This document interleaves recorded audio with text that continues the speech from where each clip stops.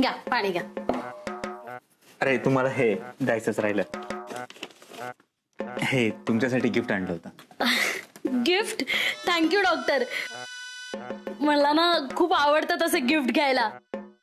पण हे अचानक असं गिफ्ट? अचानक नाही, मी तुमच्या घरी पहिल्यांदा येतो ना, म्हटलं रिकाम्या हाती कसं जायचं म्हणून गिफ्ट आणलं. डॉक्टर तुम्ही ना आमच्या यांना एकदा भेटाच आणि जरा शिकवा त्यांना. ते ना निमित्त असलं ना तरी गिफ्ट आणत नाही. माझ्या वाढदिवसाला आणत नाही, लग्नाच्या वाढदिवसाला आणत नाही. कधी कधी माझ्यासाठी त्यांना गिफ्ट आणावं असं वाटत नाही. तुमची बायको ना फार नशीबवान आहे बघा. तिच्या नशिबाचं राहू द्या, इथं माझं नशीब तुमच्या हातात आता. तिला कसं विचारू, हिचा नवरा मुंबईला त्याच्यासाठी गेलाय. तिला सांगित असेल का जाम करणं की हिलाच मुंबईला जातो असं खोटं सांगितलंय.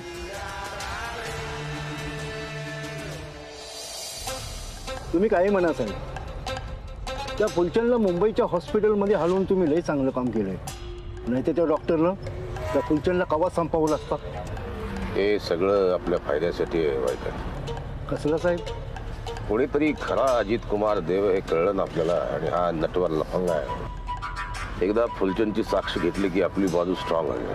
पण साहेब, तुम्ही त्या डॉक्टर आनंदीबाईंना सांगितलंय ना की आपण स्टेटमेंट घ्यायला येतोय म्हणून.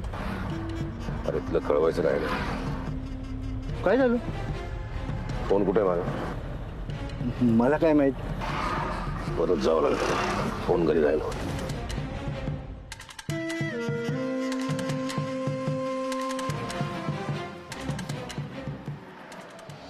तुम्हाला सांगते, आमचे हे इतके कंजूस आहेत ना की टॉवेल जर खराब झाला ना तर त्याचे 4 रुमाल करून वापरतील. रुमाल जर खराब झाला ना तर गाडी पुसायचा पडका म्हणून वापरतील. बरं तोही खराब झाला ना तर पाय पुसणं म्हणून वापरतील. आणि तेही खराब झालं ना तर धुवून काहीतरी झाकायला म्हणून त्याचा वापर करतील. एवढा कंजूस माणूस आहे हा. जगात असा कंजूस म्हणून कुठेही सापडणार नाही. किती बोलते ही बाई. अजून थोडा वेळ इथे बसलो तर हिची बडबड ऐकून कानातून रक्त येईल माझ्या. करणार काय? हिच्याकडून जामकरचा आज मुंबईला जाण्याचं कारण काढून घेतलंच पाहिजे. त्यासाठी थोडं सहन करावंच लागेल. लग्न आधीपासूनच एवढे कंजूस होते ते. मग काय? अहो लग्न ठरल्यावर मी त्यांना म्हणाले की मला ना तुमच्यासोबत कॉफी प्यायला जायचंय. तर चहाच्या टपरीवर घेऊन गेला हा माणूस मला. नंतर म्हणाले आपण ना कॅन्डल लाईट डिनरला जाऊया. तर जिथे लोड शेडिंग होतं ना अशा ठिकाणी घेऊन गेलं. बरं जाताना डबा सोबत नेला होता घरून जेवणाचा, तो जाऊन जेवलो तिकडे. एवढा कंजूस माणूस आहे हा. आणि रोमॅन्टिक तर अजिबातच नाहीये. मी आहे ना म्हणून टिकले, म्हणून हा संसार सुरू आहे. दुसरी एखादी असती ना तर पळून गेली असती. मला तर आता इथून लगेच पळून जावं असं वाटतंय, पण काम झाल्याशिवाय नाही जाऊ शकणार. कधी म्हणून काही केलं नाहीये माझ्यासाठी. कधी कुठे फिरायला नेलं नाही. 1 रुपया सुटत नाही या माणसाच्या हातून. पैसे खर्च करत नाही. मग आता मुंबईला गेले तो खर्च, त्यांच्यावर कोणीतरी असेल ना मुंबईला, त्यांचा खर्च. हा माणूस कुणावर खर्च करणार आहे? अहो सरकार करतं सगळा खर्च. सरकार करतं? हा डिपार्टमेंटच्या कामासाठी गेलेत ना. हा चौकशी सुरू आहे त्यांची कसली तरी. त्यांचा कोणतरी महत्वाचा साक्षीदार आहे, तो बोलायला लागलाय म्हणे, म्हणून गेले. बोलायला लागलाय म्हणजे साक्षीदार असेल. आपल्याला काय त्याचं. तुम्ही पाणी घेतलं का? हो आता जस्ट घे. जामकर साहेब नक्कीच काहीतरी विसरले असणार. एवढा विसरभोळा माणूस आहे ना हा.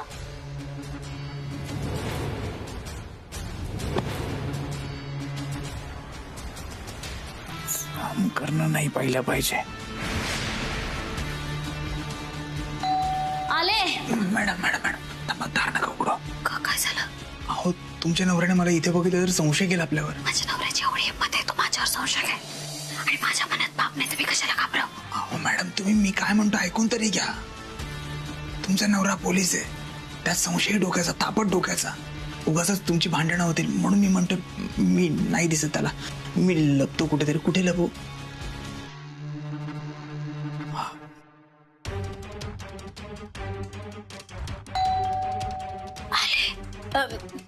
कशी बोलतीये? आले. काय विसरलं? मोबाईल राहिला माझा.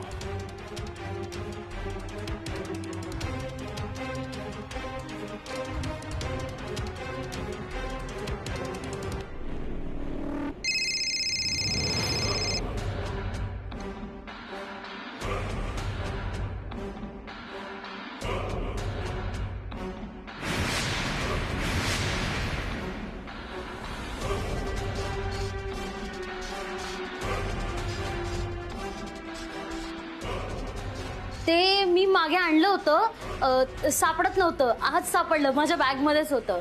काय याच्यात? सरप्राईज आहे तुमच्यासाठी, तुम्ही उघडून बघा ना.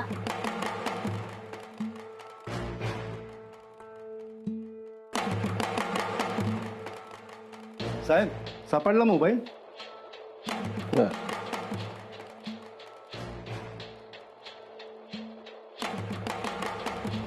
निघायचं मग?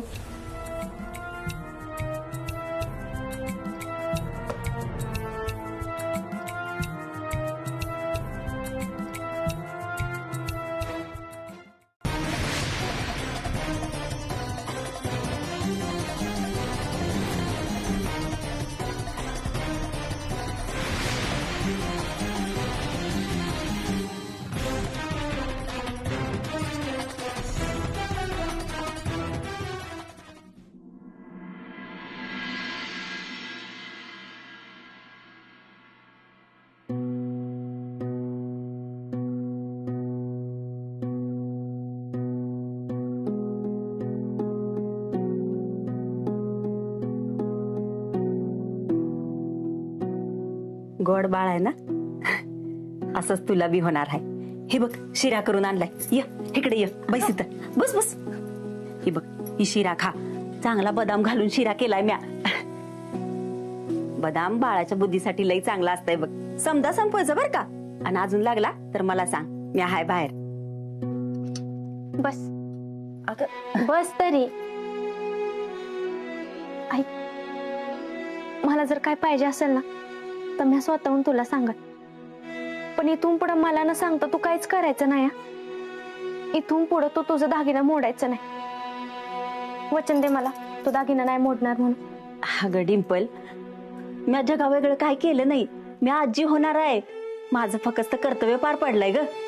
मम्मी, मला माहित आहे तुझं लई प्रेम आहे माझ्यावर. माझी एवढी काळजी करतीस, मला एवढी माया लावतीस, एवढंच पुरेसं आहे ग माझ्यासाठी.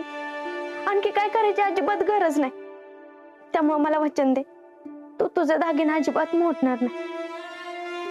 आता मी तुझ्याशी बोलणार नाही. डिंपी, अगं अशी काय बोलतीयस? मग दे वचन. भया, तू काय ऐकायची नाहीस. पाक आई व्हायला आली तरी बी काय हट्टीपणा गेला नाही तुझा. मग देतेस ना वचन? मी वचन देते, माझं दागिनं मोडणार नाही. डिंपल, बरं झालं वचन घेतलंस. मी आधीपासूनच म्हणत होतो, अगं असं नको करू, पण हे ऐकते होय. आता कसं नाही ऐकत बघते की. मम्मी, आता एक काम करायचं, तुझं डोळं बंद कर. अगं आता ती कशाला? मी आज सांगते म्हणून कर. बरं ठीक आहे. पप्पा, तुम्ही याच्यावर ध्यान ठेवा, आणि डोळं जर उघडलं तर वरडा.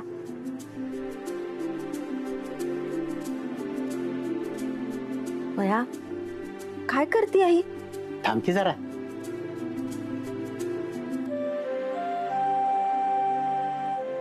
मम्मी, आता तुझं डोळं उघड.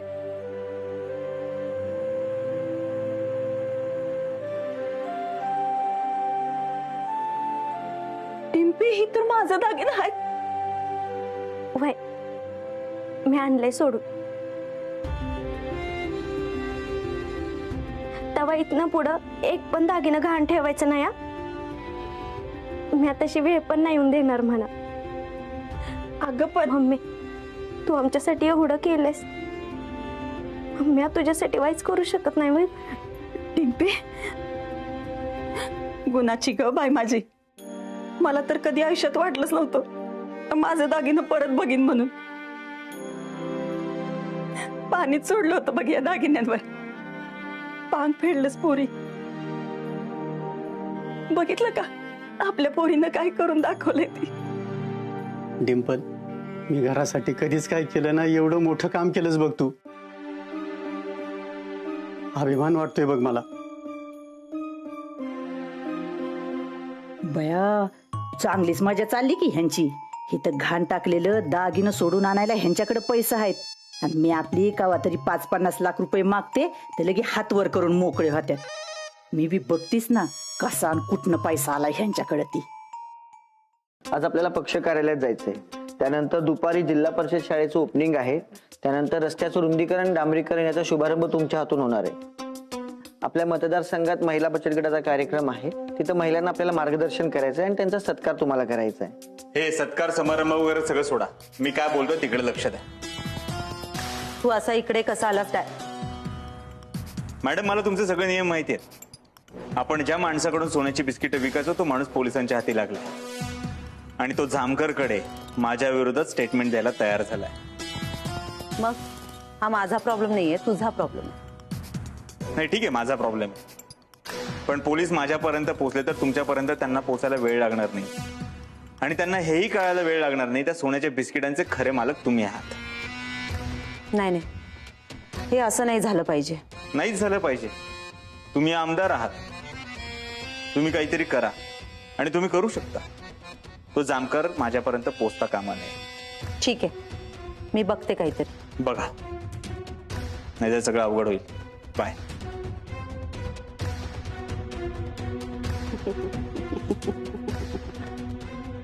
पण हसायला काय झालं? त्याचा माज बघून हसतेय मी. संपत, ज्या माणसाला अडकवण्याचं काम माझ्याकडे, तोच माणूस स्वतःला सोडवण्याची मागणी करतोय माझ्याकडे. पण हा सहजासहजी सुटणार नाहीये.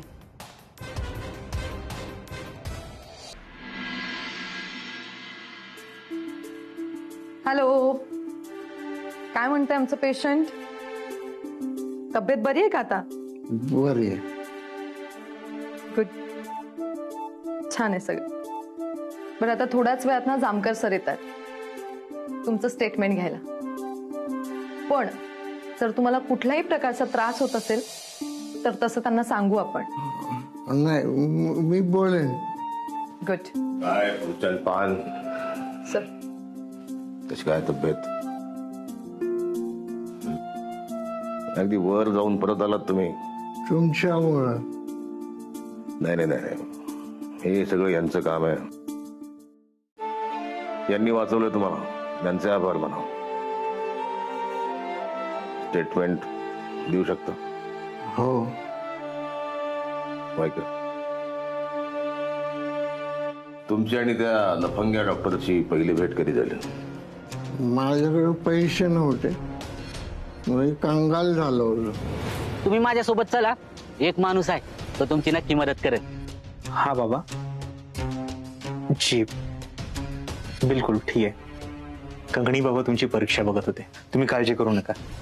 तुमचं गेलेलं वैभव पुन्हा परत येईल. पण हे बाहेर कोणाला सांगायचं नाही. त्या झाडाच्या इथे येत्या पौर्णिमेला एक खड्डा करा, साधारण 1 फूट वगैरे. त्या खड्ड्यात तुम्हाला काहीतरी किमती गोष्ट सापडेल. त्यातली 10% रक्कम तुमच्याकडे ठेवायची आणि 90% रक्कम जिथे ती गोष्ट सापडली तिथे परत पुरून ठेवायची.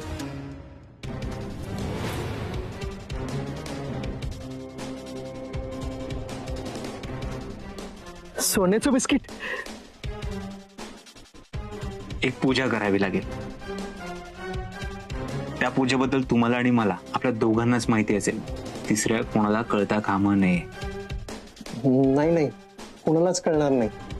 तुम्ही सांगा कधी पूजा करायची. अहो, आजचा शुभ मुहूर्त आहे.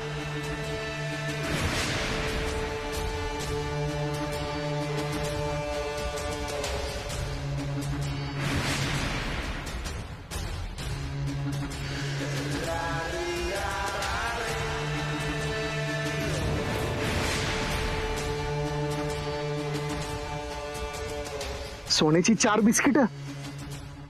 हे माझे 5 लाख रुपये डबल करण्यासाठी. करूया की. तू सुटलाच बघून खूप बरं वाटलं. काळजी करायची नाही. डॉक्टर आणि कंगनी बाबा आपल्या पाठीशी. खरंय तुमचं, त्यांच्यामुळेच तर सुटलं. एवढी बिस्किट तुम्हाला घ्यायला जमत नसेल तर मी दुसरीकडे जातो. अरे असं काय करते तू ते भूषण शेठ? हा, हे तुझ्या रागवतील का? हे रागवायचे नसते. हा, ती तुला काय मी पैसे द्यायला नाही म्हटले का? तुला लगेच पैसे देते, लगेच देते पैसे.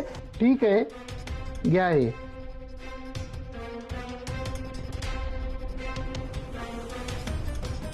पैसे कुठे आहेत? पैसे? कुठले पैसे? चला निघूयात, मी येतो तुमच्यासोबत. चला. फुलचंद शेठ, ते ज्वेलर्स कडून आणलेले पैसे कुठे आहेत? आतमध्ये. का? ते पोलिसांना पुरावा म्हणून द्यावे लागतील ना, म्हणून म्हटलं. आणता का? हो.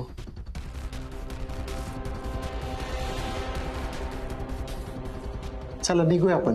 हो निघूयात. आधी पाणी घ्या, बरं वाटेल तुम्हाला. घ्या.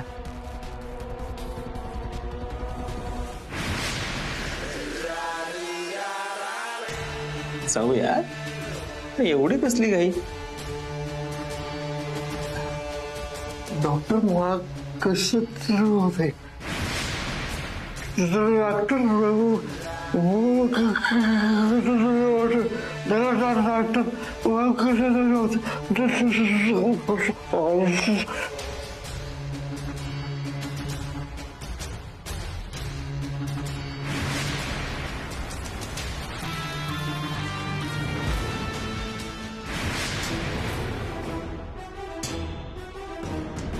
गॉड. सर किती भयंकर माणूस आहे हा डॉक्टर. सही करा. तुम्ही इथे सही करा. पुढची महत्वाची सही मी करतो.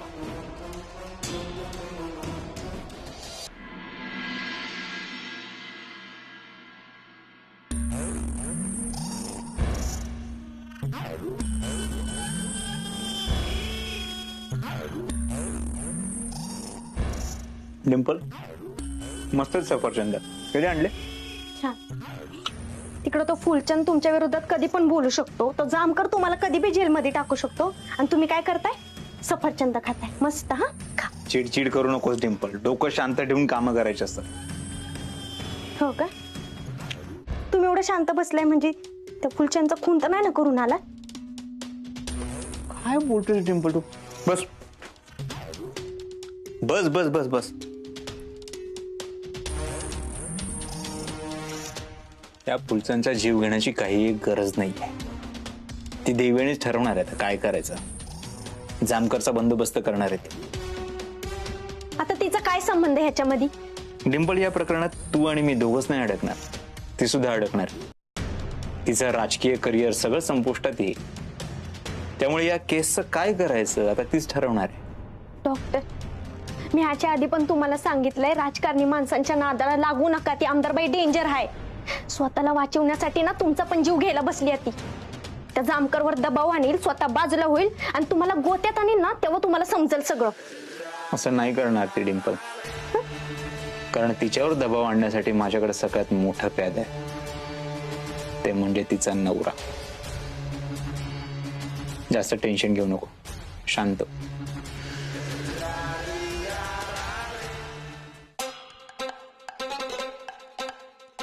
ह्या दोन्ही फाईल इथे ठेव. दिव्यासिंगची फाईल कसं? ठीक. एकही गोष्ट हटत सुद्धा काम. फाईल घ्या लवकर. ठीक आहे.